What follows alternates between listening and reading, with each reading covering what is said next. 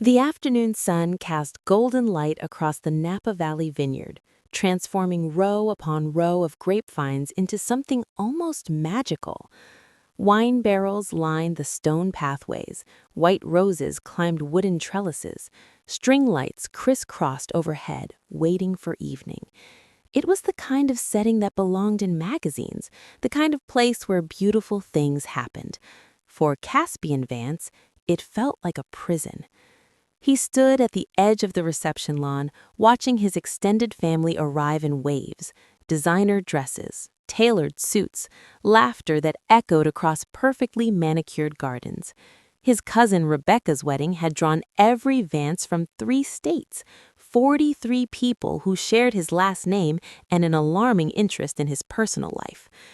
Caspian adjusted his tie for the 14th time, a nervous habit he thought he'd conquered in business school. At 32, he was the CEO of Vance Tech, a company he'd grown from a startup in his garage to a multi-million-dollar enterprise. He'd navigated hostile takeovers, convinced skeptical investors, survived economic downturns. He could walk into a boardroom and command attention with a single word. But here, surrounded by family, he felt like he was 16 again, awkward, exposed, desperately wanting to disappear. "Caspian!" Aunt Beatrix descended upon him in a cloud of expensive perfume and good intentions. She was his mother's sister, a woman who'd made interfering in other people's lives her personal calling. "Where's this mysterious Serafina we keep hearing about? 2 years you've been dating and we still haven't met her." His throat went dry. Right, Serafina, the girlfriend who didn't exist. It had started innocuously enough 2 years ago at Thanksgiving. His grandmother Genevieve, the family matriarch, had cornered him with yet another potential match. Her dentist's daughter this time, apparently brilliant and beautiful and perfect for you, sweetheart. Caspian had been exhausted. It had been 3 years since Odette Hawthorne, his ex-fiancée, had left him 3 weeks before their wedding. 3 years of his family treating him like broken china, setting him up on blind dates, asking if he was okay with the concern that felt suffocating. So he'd lied, just once, just to buy himself some peace. "Actually, Grandma, I'm seeing someone." The relief on Genevieve's face had been immediate. The questions that followed had been relentless. What's her name? Where did you meet? What does she do? And Caspian, caught in the moment, had invented answers. Her name was Serafina. She was a traveling nurse. They'd met at a medical fundraiser. She was wonderful but incredibly busy, working in underserved communities, impossible to pin down for family events. The lie had taken on a life of its own. For 2 years, Serafina had been his shield. Every time Genevieve mentioned setting him up, he could say, "Still with Serafina, Grandma." Every family event he attended solo came with a perfectly reasonable excuse. She was in Cambodia, she was in Ecuador, she was saving lives and couldn't possibly make it to Cousin Marcus's barbecue. It had worked brilliantly. Until now. "She's in the restroom," Caspian told Aunt Beatrix, the lie coming automatically. "She'll be out in a minute." "Oh, wonderful! I can't wait to finally meet her. Eleanor!" Beatrix flagged down Caspian's mother, who was crossing the lawn with a champagne flute in hand. "Caspian says Serafina is here." Eleanor Vance's face lit up with genuine joy.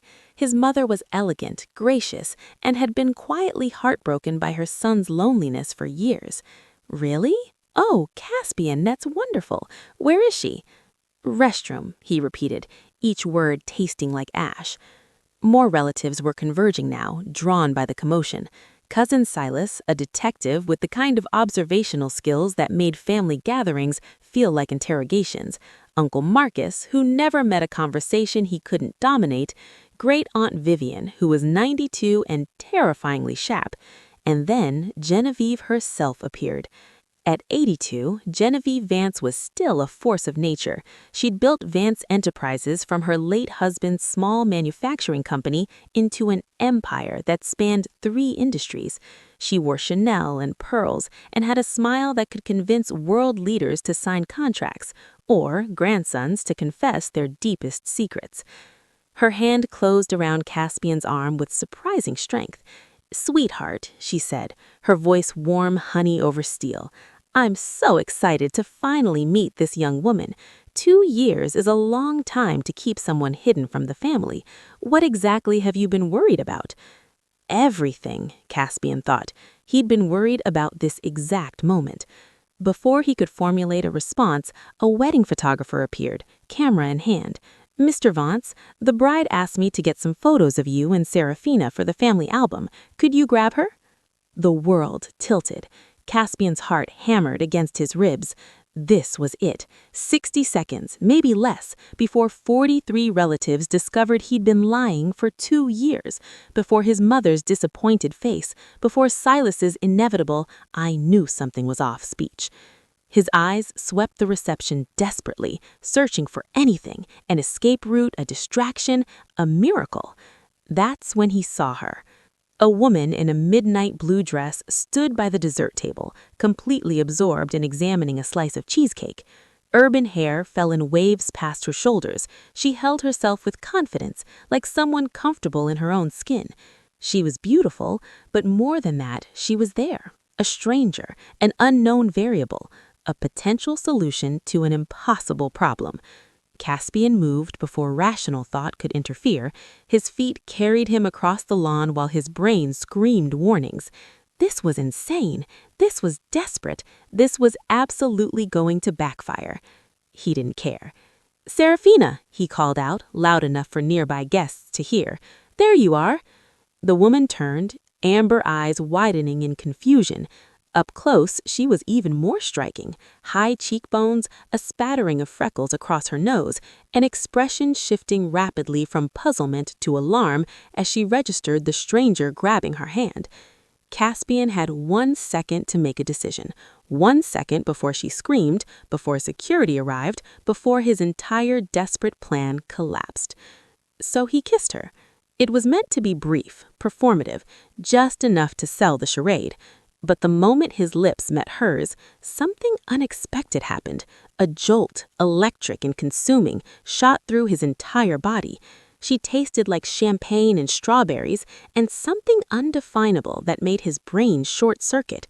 For a fraction of a second, she went still, surprised. Then her hand came up. Not quite a shove, but a clear push against his chest. The photographer's flash went off, capturing the moment. Around them, the Vance family erupted in applause and delighted exclamations. The woman pulled back, amber eyes blazing with confusion and fury. "What on earth do you think you're doing?" she hissed. Caspian leaned close, desperate. "I can explain. I swear I can explain, and it has to be spectacular." Sloane Sterling had orchestrated wine pairings from Michelin-starred restaurants, navigated hostile restaurant kitchens, and once convinced a billionaire that his million-dollar wine collection was actually filled with sophisticated frauds. In her 8 years as a professional sommelier, she'd developed an unshakable composure. That composure was currently being tested by a lunatic who just kissed her at a stranger's wedding. "You have 20 seconds before I start screaming," she whispered, maintaining the smile frozen on her face. Years of customer service had taught her to look pleasant while threatening violence. The man, tall, dark-haired, with striking blue eyes, and the kind of jawline that probably made most women forget their common sense, looked genuinely panicked. "Please," he said urgently, "I know this is insane. I'm insane. But my grandmother has a weak heart, and if she finds out I've been lying about having a girlfriend for 2 years..." 2 years? Sloane's voice pitched higher. "You've been lying for 2 years? Caspian, there you are." An elegant elderly woman in pearls was bearing down on them with alarming speed for someone who supposedly had a weak heart. Behind her, what appeared to be the entire guest list of the wedding was turning their attention to this unfolding drama. Sloane's mind raced through her options.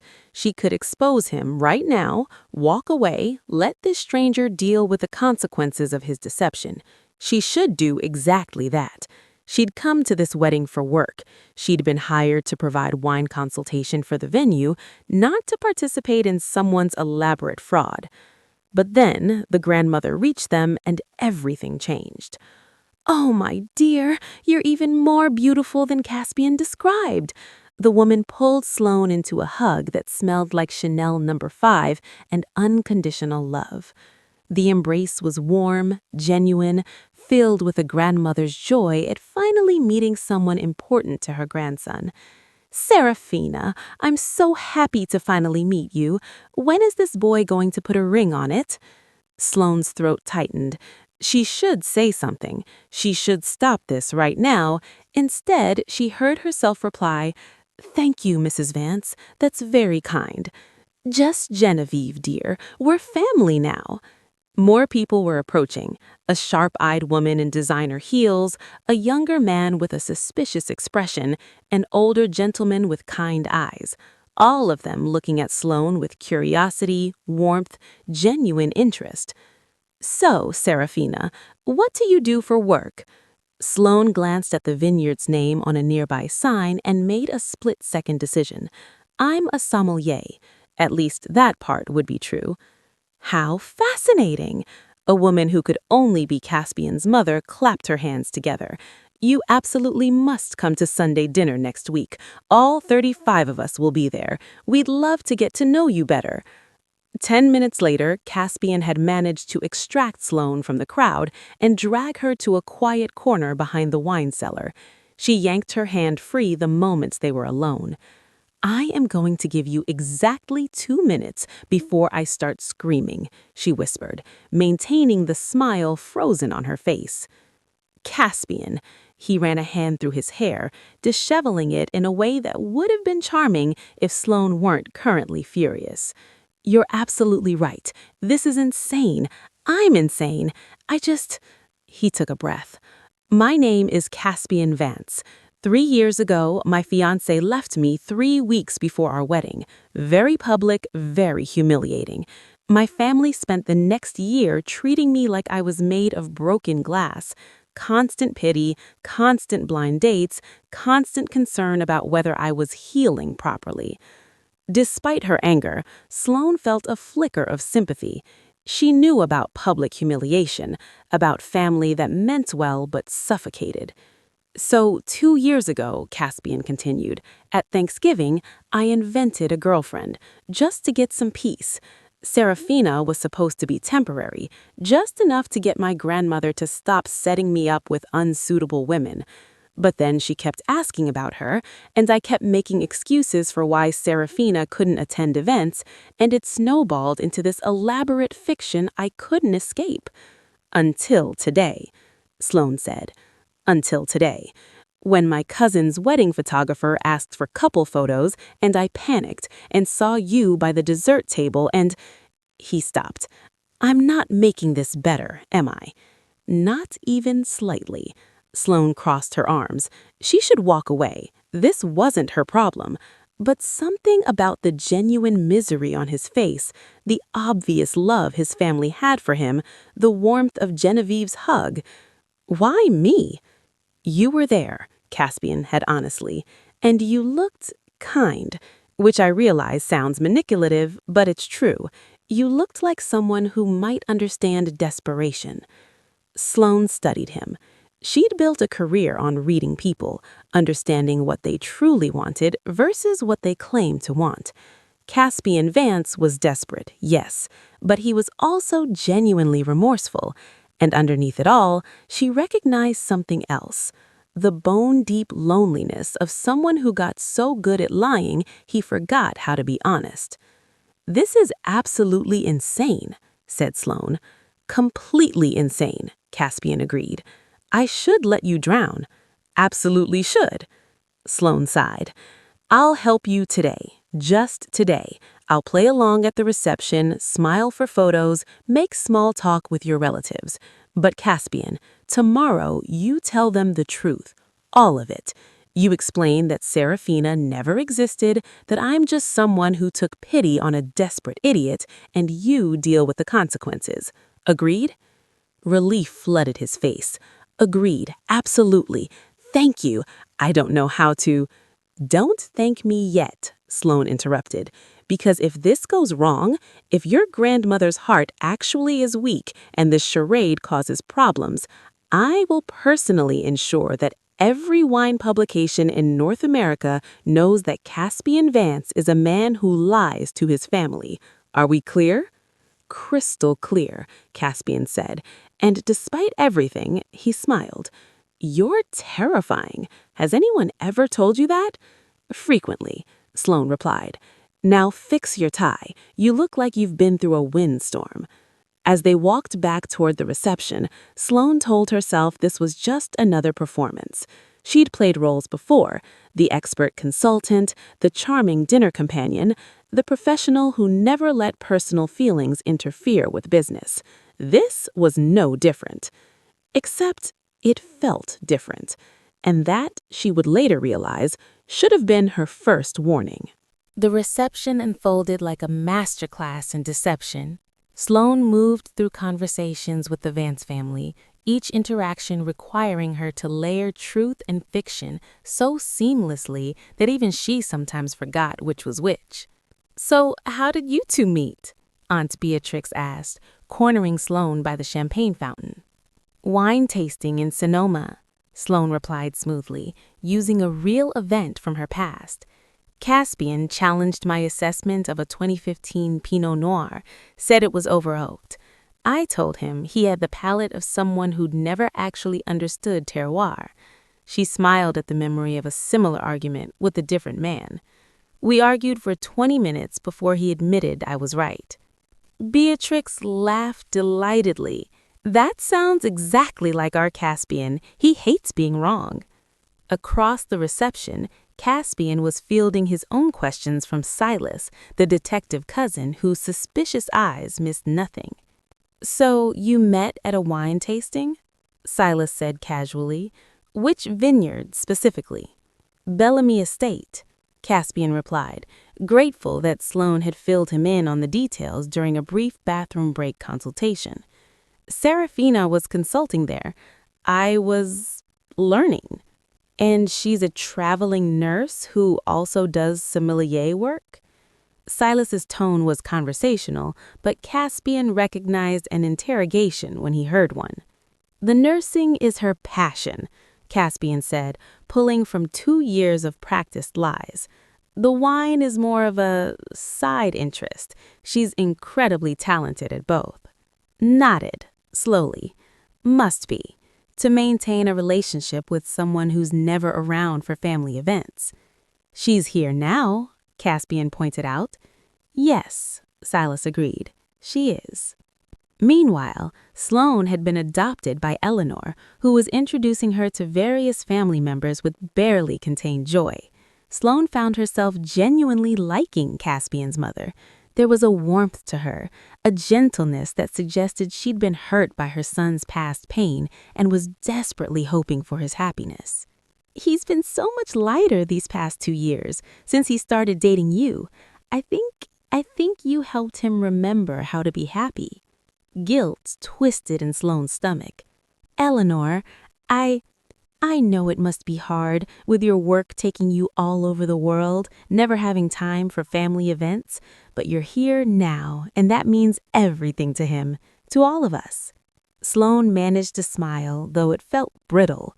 This was supposed to be simple. Play a role for a few hours, walk away, forget this ever happened. But Eleanor's genuine gratitude, Genevieve's obvious love, the way the entire family had welcomed her without hesitation, it wasn't simple at all. The sun dipped lower. The string lights overhead flickered to life, transforming the vineyard into something from a fairy tale. A jazz quartet began setting up near the dance floor, and Sloane felt a hand on her elbow.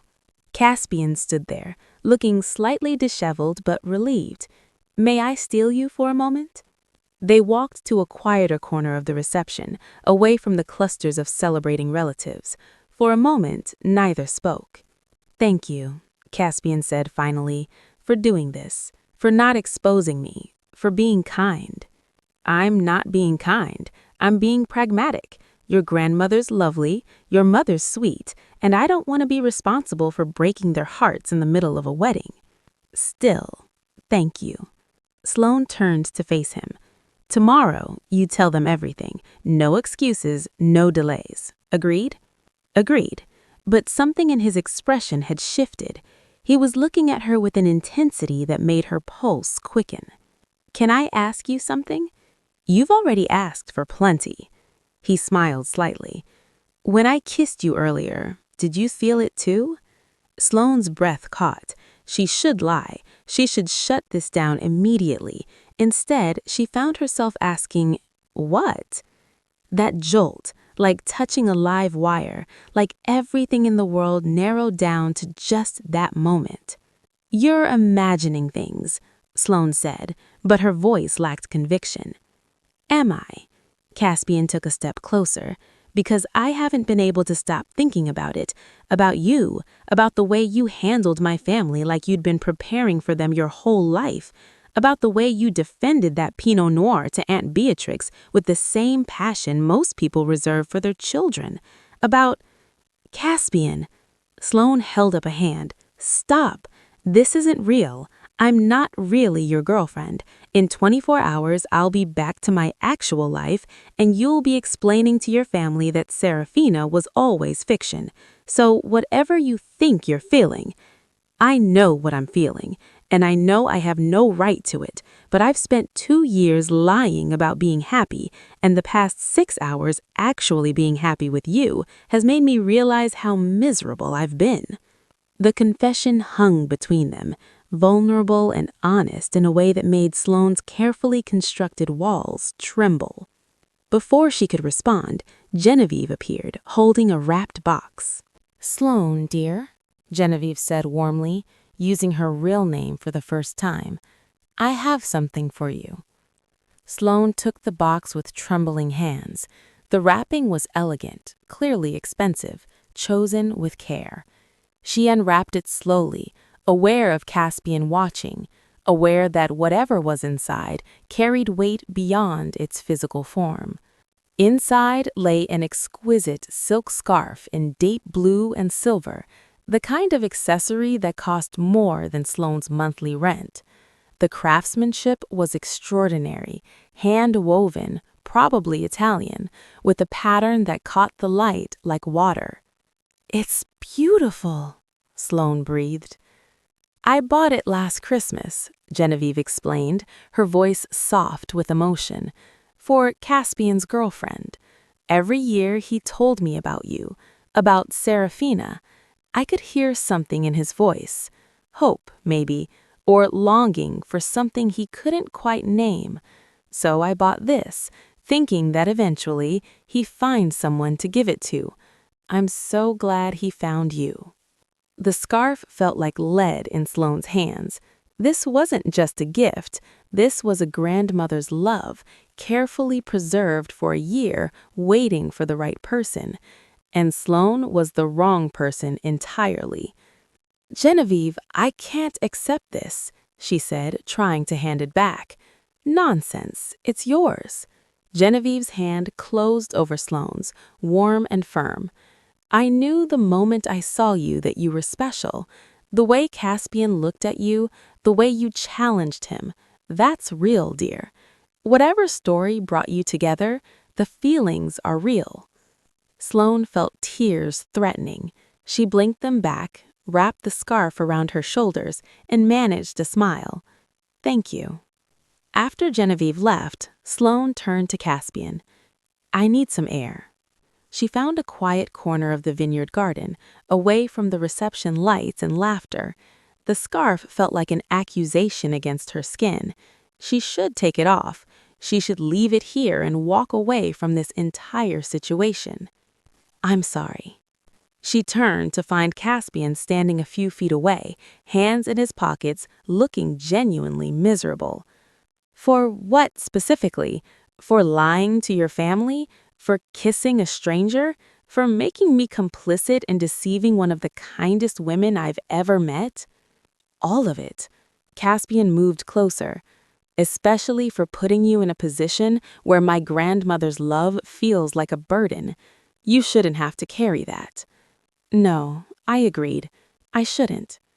They stood in silence. Above them, stars began appearing in the darkening sky. The jazz quartet had started playing, the opening strains of "The Way You Look Tonight" drifting through the evening air. Caspian's hand extended. "One dance before we end this?" Sloane should refuse, should remind him that none of this was real, that tomorrow would bring truth and consequences. Instead, she placed her hand in his. They walked to the edge of the dance floor, away from the main crowd, but still within sight of the reception. Caspian's hand settled at her waist, and Sloane's placed hers on his shoulder. They began to sway. "Why did you really invent her? And don't give me the line about escaping blind dates. What's the real reason?" Caspian was quiet for a long moment, his hand warm against her back. When he finally spoke, his voice was low, honest. "Because admitting I had someone made it easier to pretend I was desperately alone. Because I could tell myself I was choosing to be alone rather than facing the fact that I was terrified of letting anyone close enough to hurt me again." The admission settled between them, vulnerable and real. "You're not broken, Caspian," Sloane said, leaning her head against his shoulder. "You're just scared." "Terrified," he corrected. His arms tightened around her slightly. "But this, dancing with you, talking to you, watching you charm my entire family, this is the first time in 3 years I felt like maybe being scared isn't the same as being smart." Sloane lifted her head to look at him. His blue eyes were intense, searching her face like he was trying to memorize every detail. The space between them felt charged, electric. "This isn't real," Sloane reminded him, though it felt like she was trying to convince herself. "Isn't it?" Caspian's thumb traced a small circle on her back. "Because it feels real to me, more real than anything I felt in years." The song swelled around them.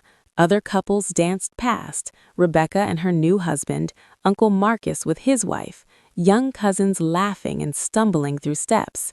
But Sloane felt like she and Caspian existed in a bubble, separate from everything else.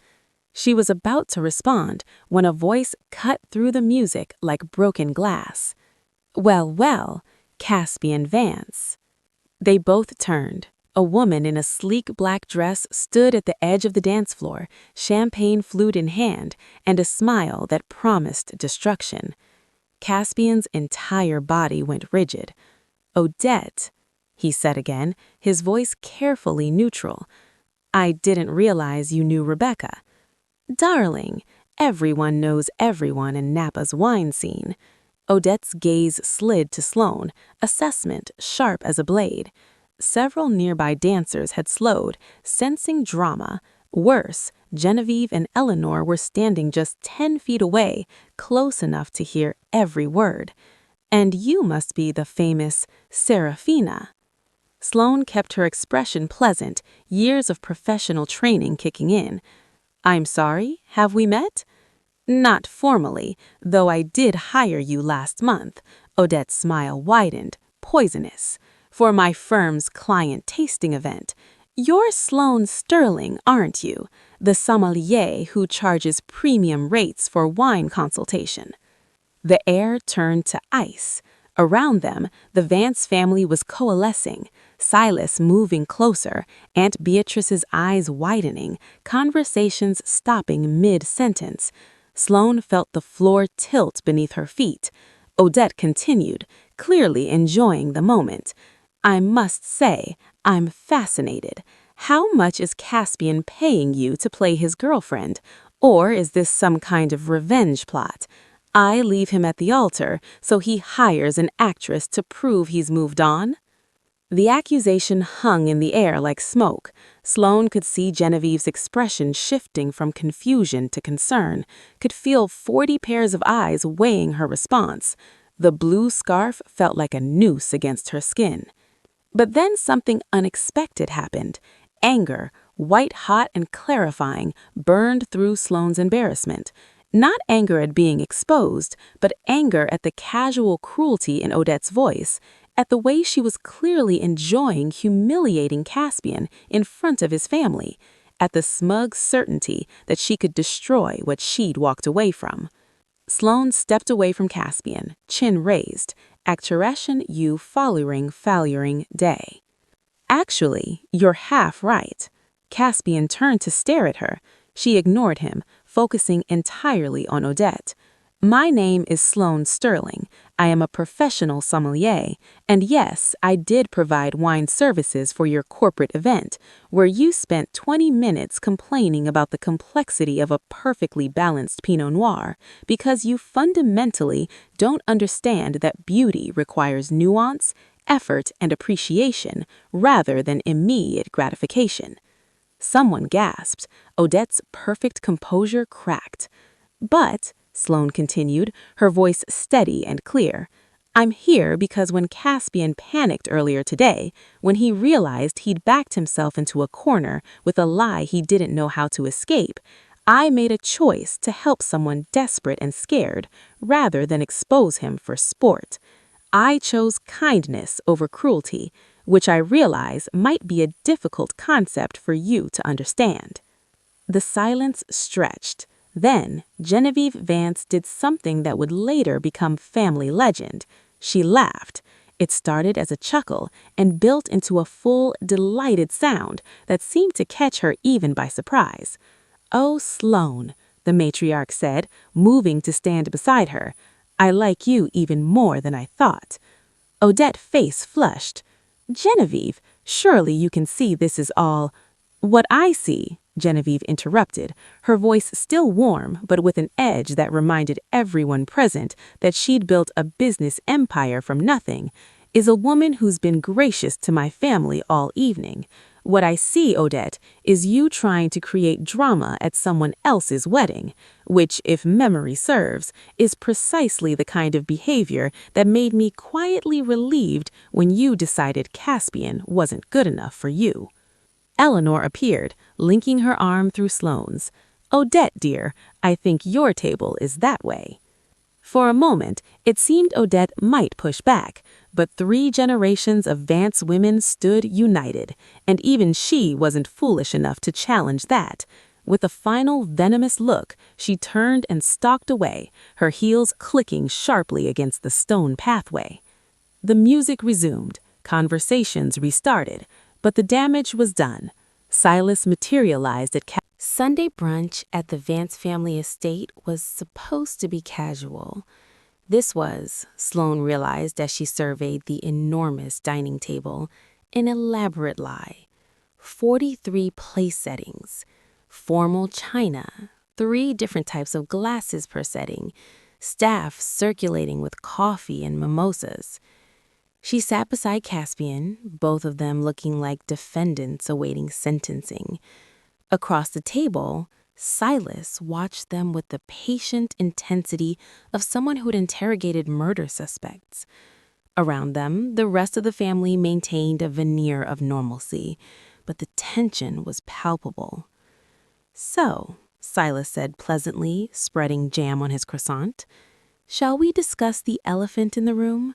Or rather, the 2 elephants, one named Serafina, one named Sloane. Caspian's hand found Sloane's under the table. She squeezed back, a silent promise. They'd agreed on this. Truth, complete and unvarnished, no matter the cost. We have a confession, Caspian began, his voice surprisingly steady. Serafina never existed. I invented her 2 years ago to escape family matchmaking. When I panicked yesterday at the wedding, I kissed Sloane, a complete stranger who was there for work, to maintain the lie. Everything since then has been a performance. The words fell like stones into still water. 43 faces registered varying degrees of shock, disappointment, confusion. Eleanor's hand went to her mouth. Aunt Beatrix looked genuinely hurt. Uncle Marcus stopped mid-bite. Caspian continued, forcing himself to maintain eye contact with his family. There was no traveling nurse, no medical missions in Cambodia or Ecuador, no relationship at all. Just me, too cowardly to tell you I was still processing what happened with Odette, too scared of your pity and matchmaking to be honest about wanting to be alone. Silence descended, heavy and suffocating. Sloane felt Caspian's hand trembling in hers. She'd been complicit in this for less than 24 hours, and the guilt was crushing. She couldn't imagine carrying it for 2 years. Then Genevieve spoke. "I know." Every head swiveled toward the matriarch. She sat at the head of the table, calm as someone discussing the weather, cutting her frittata with precise movements. "I've known since yesterday," Genevieve continued. "I saw Sloane reaching for cheesecake when you grabbed her hand, Caspian. I saw the panic in her eyes when you said her name, and I saw the way you kissed her, like a drowning man grabbing for air." Caspian stared at his grandmother, speechless. "You think I believed that story about a traveling nurse who was always conveniently unavailable?" Genevieve's eyes twinkled with something between amusement and exasperation.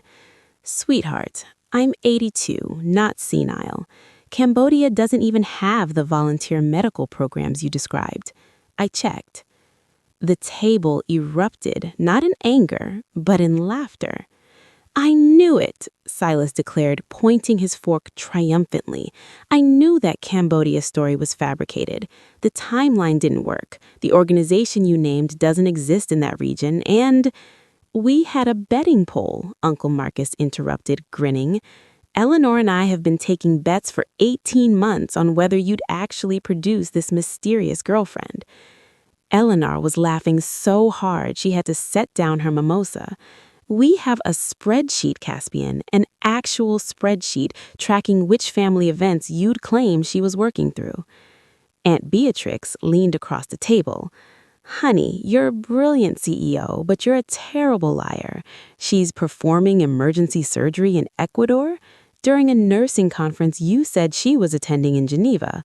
Please." Sloane felt like she'd stepped into an alternate dimension. She'd braced for disappointment, anger, hurt. Instead, the Vance family was dissecting Caspian's deception like it was a particularly entertaining mystery novel. "But," Caspian seemed genuinely confused, "you kept asking about her. You bought her a Christmas present. You seemed so invested." "Because you were happy," Genevieve interrupted, gently. "Or at least, you seemed happier when talking about this fictional woman than you'd been in the 3 years after Odette. Even a lie that brought you peace was better than watching you suffer." Eleanor reached across the table to cover her son's hand. "We played along because we love you, sweetheart. Because for the first time since the wedding disaster, you stopped looking like you were barely holding yourself together." "Though I will say," Silas added, his tone more serious, "the real question now isn't about the lie you told. It's about what happens next." All eyes turned to Sloane. She felt the weight of their expectation, their curiosity, their genuine affection for a grandson who'd been struggling. She'd come to this wedding as a stranger. She'd stayed as an accomplice to fraud. But somewhere between the first dance and this moment, something had shifted inside her. "I'm not Serafina. I can't be whoever you imagined she was. I'm a sommelier who works 80-hour weeks, argues with chefs about wine pairings, and has a complicated relationship with my own family. I met your grandson yesterday, and I agreed to help him because your grandmother seemed lovely, and I have a weakness for desperate men with honest eyes." She paused, glancing at Caspian. His expression was vulnerable, terrified, hopeful. Everything she felt reflected back at her. "But," Sloane continued, In the past 24 hours, I've watched Caspian with all of you. I've seen the way he lights up when Genevieve tells stories. I've seen him actually relax for the first time when Eleanor stopped asking questions. I've seen a man who's been hiding for so long, he forgot what it felt like to be seen. She turned to face Caspian fully. So here's what I propose. No more lies, not to your family, not to each other. We start over, properly. You take me on an actual date, one where I'm not pretending to be someone I'm not. We figure out if what we felt yesterday was real or just adrenaline and desperation, and we do it honestly. What if it doesn't work? Caspian asked quietly. Then it doesn't work, Sloane replied, but at least we'll know we tried with truth instead of fiction. Caspian's smile was slow, genuine, transformative. Deal. Silas raised his mimosa. To honesty, may it last longer than the deception. The family cheered. Sloane found herself pulled into hugs from Eleanor, Beatrix, and even Marcus. Genevieve squeezed her hand and whispered, I knew you were the real thing the moment I saw you, dear. As breakfast continued, now with significantly less tension and significantly more laughter, Sloane realized something unexpected. She'd spent years building walls, keeping people at professional distances, convinced that vulnerability was weakness. But sitting here, surrounded by the chaotic warmth of the Vance family, still wearing Genevieve's blue scarf, she felt something she hadn't felt in years. She felt like she might be home. The same Napa vineyard glowed under string lights, but everything else had changed. Sloane stood in front of the mirror in the bridal suite, adjusting the midnight blue dress she'd chosen specifically because it matched the one from that first impossible night. The blue silk scarf, Genevieve's gift, was draped elegantly around her shoulders. Her mother stood behind her, eyes misty. You look beautiful, sweetheart, her mother said, and Sloane heard genuine emotion in her voice. Their relationship was still being rebuilt, still fragile in places, but they were trying. That had to count for something. Eleanor appeared in the doorway. Ready? Sloane turned, taking in her future mother-in-law's expression. Over the past year, she'd been folded into the Vance family with a completeness that still sometimes took her breath away. Sunday dinners where she argued wine pairings with Uncle Marcus. Holiday parties where Genevieve told increasingly embellished versions of the cheesecake incident. Even Silas had become a genuine friend, though he never missed an opportunity to remind Caspian of his terrible lies. I'm ready, Sloane said. The ceremony was intimate, just the 43 Vances and Sloane's parents who'd flown in from Boston. Her father had been skeptical at first, protective of a daughter who'd been hurt before, but one dinner with Caspian, watching him listen with genuine interest as Sloane explained terroir and tannins, had softened him. Her mother had been won over by the obvious love in Caspian's eyes whenever she looked at her daughter. They still weren't perfect, Sloane's family and the Vances, but they were real, and sometimes that was better. The music started. Sloane walked down an aisle lined with grapevines, and there was Caspian. No panic this time, no desperation. Just a man looking at her like she was the answer to a question he'd finally learned to ask. Hi, he said when she reached him, grinning. Hi, she replied, unable to stop her own smile. The ceremony was beautiful. The vows were honest. Caspian promised to never invent another fictional girlfriend, which got a laugh. Sloane promised to always tell him when his business presentations were boring, which was apparently a running joke among the family. When they kissed, it felt nothing like that first desperate press of lips at the wedding. This was knowing, choosing, real. At the reception, as champagne flowed and the jazz quartet played, Genevieve pulled Sloane aside. I have something for you, the matriarch said, producing a small velvet box. Inside was a delicate silver bracelet, clearly an antique. This was my mother's. She wore it on her wedding day. I was saving it for whoever Caspian married. She fastened it around Sloane's wrist. I'm so glad it's you, dear. You gave him back his honesty, and in doing so, you gave him back to us. Sloane's eyes burned.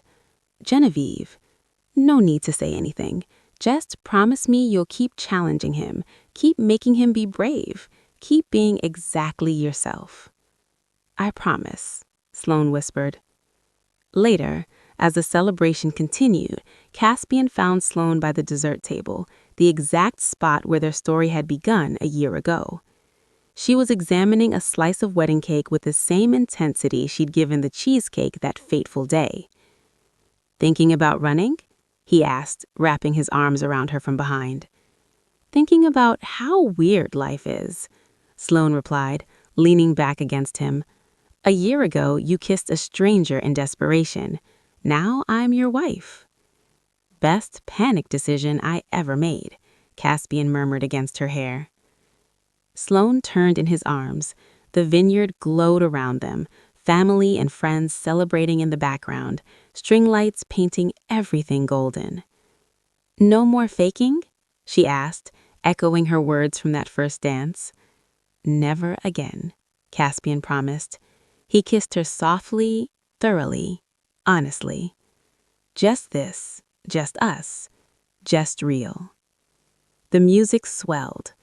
Somewhere, Odette was probably still bitter about losing what she'd thrown away. Somewhere, Silas was regaling cousins with the full story of the great Serafina deception.